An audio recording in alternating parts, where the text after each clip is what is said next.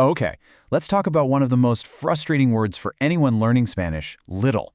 How can one simple English word cause so much grief? Well, in the next few minutes, we're going to solve that problem for good. I mean, you've totally been there, right? You're trying to say you have little money or you live in a little house and you freeze. It is a universal struggle for Spanish learners. But trust me, the solution is surprisingly simple. We are about to unpack one core secret that's going to make the choice between poco and pequeño feel completely automatic. Seriously, once you see it, you cannot unsee it. You ready? So here it is. The entire concept, it just boils down to one simple question. Are you talking about an amount or are you talking about physical size? That's it. That's the whole game. Let's break that down. This is the secret right here. It's all about the hidden question you're really answering. If you're thinking how much or how many, then you need poco. If you're thinking how big or how old, then you need pequeño. This one distinction is the key to absolutely everything. And just look at this. In English, we get lazy and use little for both little money and a little car. But Spanish makes us be way more specific. Tengo poco dinero is all about the amount of money. Tengo un coche pequeño is all about the size of the car. See, it's that same split again, amount versus size. All right, so let's do our first deep dive and really get a handle on poco. This is your go-to word for everything related to quantity. So, poco is all about stuff you can measure in amounts. We're not talking about physical dimensions here. We're talking about quantity, degree, or even intensity. Just think of it as not much. And check out how flexible it is. You can use it with nouns, like poca leche, a small amount of milk, or with verbs, like duermo poco, I sleep a little. You can even use it to dial down an adjective, like es poco común, it's not very common. It always comes back to how much. Hey, want a really easy way to make this stick? Just think of poco as being all about portions. A portion of food, a portion of your time, a portion of energy. If it feels like a portion of something, you're going to use poco.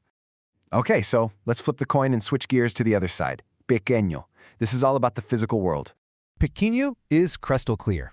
It's pretty much just about physical size, dimensions, and you can even use it for age. If you can see it, measure it with a ruler, or talk about someone being young, this is your word. And here it is in action. You can talk about physical size like una casa pequeña. You can refer to age like in cuando era pequeño, when I was little. It can even be metaphorical for the scale of something like un problema pequeño. And here's the perfect memory trick for this one. Think of pequeño as being about physical properties. You know, size, shape, age. But honestly, the best part? Pequeño sounds a lot like the English word petite. If you can describe something as petite, you should probably be using pequeño. Okay, so knowing the rules is one thing, but seeing the common mistakes people make, that's how we really lock this in. Let's look at the errors so you can just sidestep them completely. This has got to be the #1 mistake we see. You're asking for a small amount of sugar, a portion, so you need poco. Saying un pequeño de azúcar is kind of like saying I need a small of sugar in English. It just doesn't work, right? And of course, here's the reverse error. You're describing a phone's physical size. Saying el teléfono es poco literally translates to the phone is not much, which makes no sense. You're talking about its physical dimensions, so you need pequeño.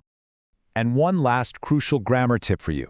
Don't forget these are adjectives, which means they have to agree in gender and number.